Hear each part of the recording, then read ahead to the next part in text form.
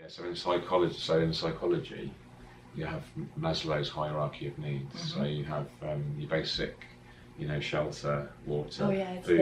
yeah, I am familiar with that. Yeah, and so we as humans are still, on the biological evolutionary terms, very not evolved much from No. 70,000, 100,000 years ago. But what has happened is technology has evolved, super quickly, and I think there's a misalignment, Yeah. to the point where social media, is a good example. You've got big tech, big data, big pharma, big food. All these things are kind of removing us from our original kind of cave person roots. Yeah. And I think because there's a disconnect there, it's causing so much kind of mental health issues, and things like this. So how I feel where we're benefiting in our communities is providing people like a safe space, to enjoy something, a hobby, listening to ASMR, it's just something to disconnect you from the kind of melee and overthinking kind of pattern of society that we live in as a modern first world country. Yeah, I'm also very aware that that's what's happening nowadays. That there's just a part of the world that has evolved so quickly, and we're just not built to keep up with that. Yeah. We're just, biologically speaking, we're just not built for that. Yeah. And I've always had aquariums since I was younger. Yeah. Never really knew why when I was a kid. Yeah. I was complete crap at it when I was a kid. Many fish died because my dad never told me about lights and a heater, so for a very long time I thought I was doomed to have fish, even though I love them so much. Yeah. But water has always, probably because I'm so sensitive, especially because of my past, I've always been very sensitive to the energy of water. Yeah. Like, how certain people can see or can hear color, I think it is. Yeah, you get like a synesthesia, they call it. And that's kind of what I have with water. Like, it's almost like I can literally pick up on the ions of water. Yeah, like the energy, the pure energy. Because it's just, in my mind, like everything is just like energy or things like vibrating at a certain frequency. Yeah. And so if you open your mind up to that, you can connect with the different sources of energy at different wavelengths and different amplitudes, different frequencies. And that's what I have with water. Water, yeah. I think I do as well. I notice it very clearly when it rains outside. I instantly feel better. Yeah. If I go somewhere, people are like, "Oh, it's raining," and I'm like, "No, I love the fact that it's raining." I love running in the rain. Yeah, it's so nice. Yeah. And I've recently come back from holiday from Mallorca, but there's nothing better than swimming in the sea. Yeah. I really, really miss that. I used to live 7 minutes away from the ocean. Yeah. Or the North Sea. Yeah. Do you do cold? Have you ever done cold water bathing? No, I've never done that. That's awesome. I do know they have that in the Netherlands. They always have the New Year's dip. Yeah. Do it in Denmark and Poland. Yeah. Have you heard of the Wim Hof method? Yes. Yeah. I've been thinking about getting a cold water plunge thing in for my garden, and then I thought about taking it to the next level, and then just digging a big hole in my garden, and then like making a proper thing, and then actually making it into like next level. Might as well do a pond, but keep it really cold, and then I just have a little plunge every morning. But it's supposed to be so good. Well, it is so good for you, I know for a fact. I do cold showers every morning. Yeah, there's a lot of people that are helped with, like, people really underestimate how those kinds of things, not everybody, but there's a lot of people that underestimate what things like that can do for you. Because I've personally never exposed myself to like the cold water other than taking a shower. Cold once in a while, usually when it's hot outside. But I do know that it can do a lot for mental health, especially for people with anxiety, depression, especially. Insomnia, it's good for that. Insomnia too. I have really I have trouble sleeping. I normally have 2 phases of sleep, so I kind of go to sleep for 3 hours, and I wake up for a couple of hours, do some work maybe, and hopefully get another 3 hours. Yeah. I have really bad insomnia too. I've had that since I was, as long as I can remember, since I was a kid. Sorry to hear that. I'm sorry to hear that for you too. I'm pretty sure on my channel anyways, a lot of people can relate to that because that's how a lot of people found my channel. Well, I've been told a lot of people put my podcasts on or some of my longer videos with me rambling, and they go to sleep with it. So I can see it kind of seems like this meeting is obviously quite natural, but kind of meant to be. Like 2 channels which wouldn't have normally associated with each other, but actually we've got very similar core values, I think. Yeah, and also, what you have with aquariums, which I also have part of, but that's what I have with ASMR. The purpose of our channel seems to be very similar. To help people. Yeah. Even though it's based on 2 completely different topics, but they go hand in hand really, really well. Yeah. In my opinion, aquariums go hand in hand with ASMR. Like I don't, They go, and for me, it's all about wellness, and I'll always be an aquascaper, but the direction I want to take aquascaping is the wellness direction, and how it can make people well, and help people feel well, because in my mind, there's nothing better to encourage mindfulness. Whether you're creating the aquascape or consuming it. Mm-hmm. You can be sat there in front of an aquascape and just for half an hour and just let your mind go and just be mindful. Just give everything full attention. Yeah. When you're looking at that leaf and you can see that oxygen pearl. That's pure curation that's happening right there, right? Oxygen is the most fundamental element of life. It's part of H2O, of course. Mm-hmm. And there wouldn't be any life without oxygen. And you're privileged, in this luxury position to see this element, this life-giving element being produced right in front of your eyes. I know exactly what you mean. And it's I know exactly these little interactions that you can experience through the power of just I say just an aquascape, but there's so much to love about an aquascape. There's the beautifully lit up, you've got all the colours, the textures, the contrasts, the shadows, you've got the movement of the fish, you've got the swaying of the plants and the water flow. Yeah, it's everything about aquascaping from literally beginning to ongoing, because there's never really an end unless you decide to break down an aquascape and start over again. But it's still part of the process. Yeah, exactly. It's always evolving. And that whole journey is what that's the reason why I love aquariums so much. I sit in front of aquariums so often, and I'm just looking at everything, and I'm so excited when I see a new leaf or anything. I'm just completely, and it's completely mindfulness. It's literally, you're just in that moment, and you're 100%. You just are. You're not future or past. Yeah. You just are present, completely, naturally. Yeah, because so many of us are always thinking of the future, aren't we? Anxious for the future. I need to do this in order to accomplish this. I'll be happy when this thing happens. If I earn this amount of money, or if I have this amount of followers and likes, basically you're just outsourcing your happiness to the future, which never ever happens, right? No.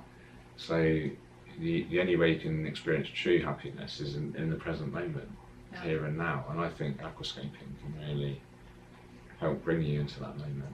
Yeah. Also because it's something that you can, it depends on if you're the creator or the viewer in this sense, but if you're doing it yourself, because it's hands-on,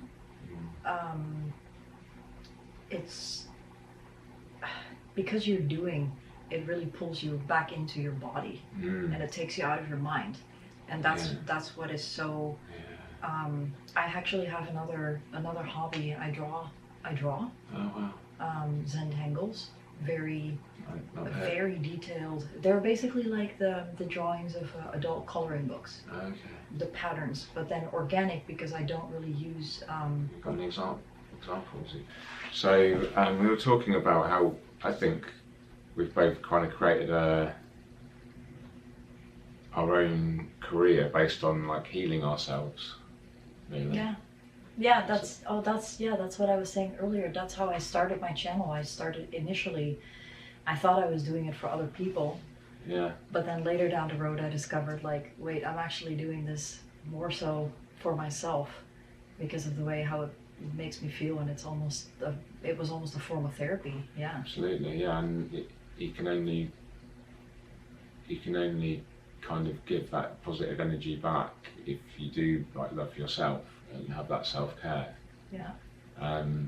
You know, I get burnout occasionally, so you have to know when to give yourself, you know, energy rather than giving it out all the time. I think a lot of us are programmed to be kind of people pleasers. Yeah, for sure. And you kind of, as a kid, you kind of, well, most kids tend to like, you know, make sure you don't upset anyone or confront anyone, or you know, and you become fearful of confrontation. You know, I used to be, because my father was quite a hard character. But then you realise it's okay to be not perfect. Yeah, it was the same thing for me. I was definitely a people pleaser for a very long time, and also my definition of love was as long as I can fix somebody and as long as I can be helpful to somebody and I offer value, they'll love me. So it's condition-based love. Yeah, so performance-based. Exactly. It was always based on as long as I can fix somebody, then I can then I will be loved. Yeah. But that, you know, eventually I discovered that that's not how it works. You can't be happy. It's not sustainable. No, it's not real. No. Because it's not love isn't a zero-sum game. No. You know, it's not like if I do X, Y, Z for them, then I'll get X, Y, Z back, and that's not how things work. Because love is like an abundant thing, and there's no limit to it. You know, it's just energy, and it's just like positive energy. I know. And then, you know, we can really go off on esoteric kind of tangents, but it's interesting. Bit of ASMR, motorbike action. I don't want to pick that up, that'll be funny. Yeah, so in my mind, you know, going back to the original thing about, you know, we created a kind of niche, you know, a channel based on a hobby or, you know, certain kind of creative endeavour. I think it's great that people like us, you know, we come from very different backgrounds, you know, different cultures, different countries, but, you know, we're all kind of the same people, really. Yeah. Everyone watching and listening to this, you know, we all want the same thing. We all want to feel, you know, no suffering, and we want to feel loved. But the love has to start, well, it doesn't have to start with yourself, but you can only truly love other people if you can love yourself. Yeah, and for a long time I did not understand that. Like I always thought it was overrated. Yeah. But that also comes with age, I think. Like the older you get, the more you start to understand, you know, a lot of the cliche things, so to speak, what people call cliche. The cliche for a reason. Right, exactly. Yeah. And the older you get, the more you understand what that truly means. It's I like to, have you heard of Stoicism? Yes, but I don't know exactly what it means. Okay, so it's a branch of philosophy based on the teachings of ancient Greeks, and then you had like Marcus Aurelius, which is a Roman king, emperor, and he, he's like one of the most famous guys for Stoicism. So he wrote a book which is actually his personal journal. He wasn't never meant to be published. Okay. He wrote a book called Meditations, so all his writings were put into this book, and it's regarded as one of the most kind of important teachings of Stoicism. But the main principle is based on four what we call cardinal virtues, which are courage, justice, wisdom, and discipline. I have heard of that. Yeah, and there's four virtues. If you approach your life and any decisions you make, any choices you make, based on those, then you kind of live a good life, they call it. And you live in accordance with, complete authenticity with your core values. So you have to, first of all, understand what your core values are, or what really makes you who you are as an individual, as a character, as a personality, as an identity. So that's Stoicism in a sense. But then my personal belief system, it's never meant to be a religious channel or spiritual channel per se, but I'm not religious, but I'm deeply spiritual. Yeah, I can relate to that, even though I haven't done anything with spirituality like for a few years now. But yeah, I also consider myself to be spiritual. I don't know if you heard of the term non-dualism. No, I don't think so. Okay, so it's like a Eastern-based philosophical viewpoint. Stoicism is more Western. Okay. So the Eastern, like the Eastern viewpoint, is more non-dualistic, which is the belief that we're all basically one, and subject and object, there's no difference, and so we are all just energy and particles just all vibrating at different I have heard frequencies, of that. and if you obviously go down the Buddhism route, which is, so energy, you die, but you come back as another kind of life form, reincarnation. I'm fascinated by some religious teachings, some spiritual teachings, but for me it's about how do I incorporate that philosophy into my day-to-day living in order to live a good life. Yeah. And that's kind of what I try to do, and the mindfulness massively helps with that. That's where it all comes round, and back to the aquascaping, and what we do, creating content around what we're good at, what we've kind of got a calling for, and so we're sharing our passion, or we're sharing our creativity with others, and hoping to make a positive change in their life. Yeah. Whether that's allowing them to fall asleep quicker. No, it's true. For me, I've always wanted to help people.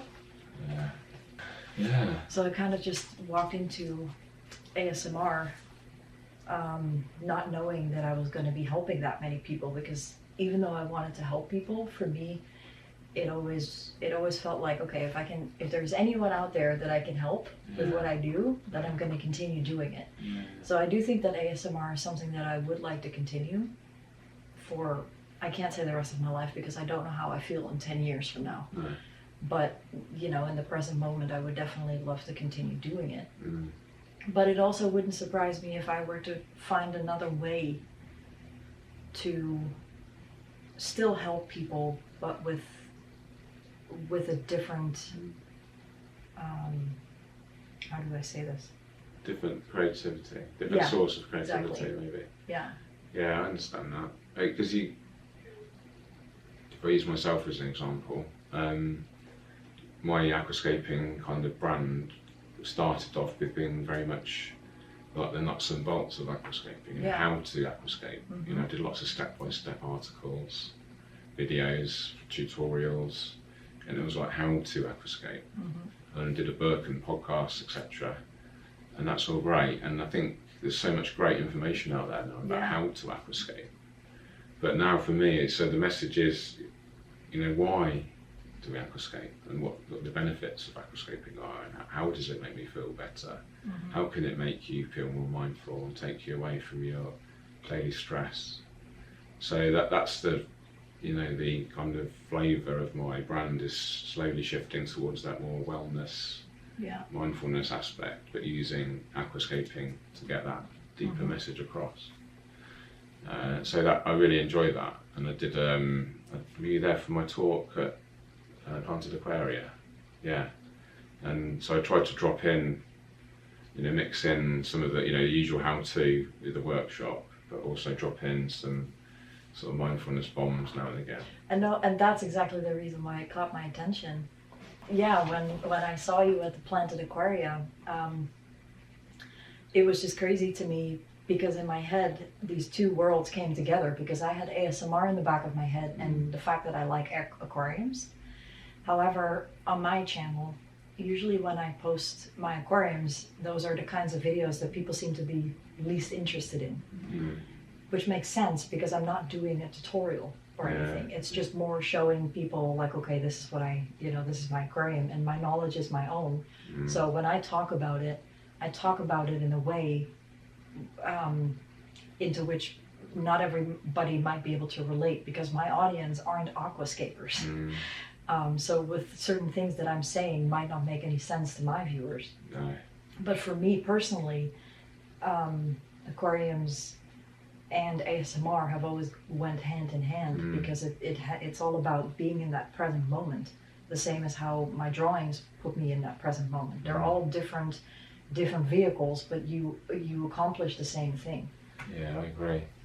I think, and also you mentioned earlier about the mind-body connection. So when I'm aquascaping, I get into such a zone. Yeah. And physically as well. And you know, I did it in the actual aquascaping demonstration. In the Planted Aquaria, that somebody was asking you a question about something, and you were like, "Oh, sorry, I probably should have mentioned that," but yeah, you were completely in the. Yeah, and I even in the show, you know, the Aquatic Expo, I was planting the tank with my back to the audience, and I forgot that I was being watched by, you know, a lot of people. Well, because you're just in the flow state, and it's just you and that thing, you know. And I get into that, I think, because my like neurodivergent brain, special brain, I call it. Yeah. I like that. Yeah. I get into the flow state or hyper focus state very easily, because I'm like so passionate about what I do. And I also have a meditation practice, so I can quite easily slip into that like mindfulness state anyway. And then combined with just that like repetitive movement of like the pincets, you know, putting the plants into the soil. You know, you do that thing over and over again, but you're just so mindful, because you're using your body, you know, the tiny imperceptible use of the tiny muscles on the pincets, to apply just the right amount of pressure on the plant, because you don't want to squash it to damage the tissue. But you need to get a firm grip, so when you put it in the soil, it's done it properly, so it anchors, you know, really well. And then you take out the pincets, but you have to do it, you have to let go with just the right amount of pressure to release the pincets from the plant, but also not enough to remove it from the soil. So it's a very delicate act, and it, you know, that was like 12 processes there happening, and you're doing that hundreds of times over and over again. If you apply like full mindfulness to that, you can get into a really great like flow state, and it's the pure mind-body connection. And that's like the power of now. It is, because it happens naturally too. That's the, like, once you've how do you say that? Once you've learned how to do that, you can naturally just go into that, and it becomes autopilot, but without it being unconscious. Yeah, it's the opposite. Exactly. It's the opposite of being unconscious, because you're fully conscious. Exactly. You're doing because you're fully there when you do it, even though it's an automatic movement. But you're not doing it, not remembering what you've just done, which is often the case with autopilot. It can definitely put you in that that state, that mindfulness state. It's almost like self-hypnosis in a way. It is. Yeah, because you're aware of every minute. Yeah. But then at the same time, it's like, wow, 2 hours just flew by. Yeah. Where was I? But you were there fully. And I get that same state if I'm either. I really like to use. Excuse me. I've got a digital SLR, and I love to do like macro photography. I don't actually make much public anymore. I used to, but I really get in the flow state there. And I just me and that image. Yeah. You're just perfectly trying to compose it. You're getting all of the elements right. The exposure, the shadowing, the contrast, the composition of the focal point. What depth of field to use to get the right amount of blur behind the subject. What's the story that you're trying to tell with that photo? It's just not. You don't just pick your phone up and take a random photo. What's the story that you're trying to get across? What's the message? And for me, that's, I think, why I love aquascaping is because it's such a complex blend of creative endeavours. Yeah. Because you have, everything from planning like the hardscape, choosing your hardscape and positioning it perfectly, choosing your plants, where you're going to plant them. There's infinite variables of where you can position stuff and the selection of stuff. And it's your kind of challenge to, come up with the ultimate, puzzle, 3D jigsaw puzzle that has no solution other than your creative input. Yeah, I know exactly what you mean, because the most I can relate to that is with my drawings. Yeah. Except for the physical or the materialistic materials aren't there. I can't go out and get everything together and then put it together, but it's visual in my head. Yeah. Without knowing that it's there though. Because it just comes out. But it's the same, what you're describing I can relate to 100%, but then in drawing. I think all creators can do that. It's just we just speak different languages. You speak the language of drawing and ASMR. I speak the language of aquascaping. Yeah. But the message is the same. Yeah. You're creating something it's healthy, it's well, it's making people feel better. Yeah. It's a positive energy. Yeah. And we're doing some really great things for people without even realising. And we should be really proud of ourselves for that. I agree. I'll end it there. That's a good place to finish, I think. Yeah, I think so too. Awesome. Enjoyed that.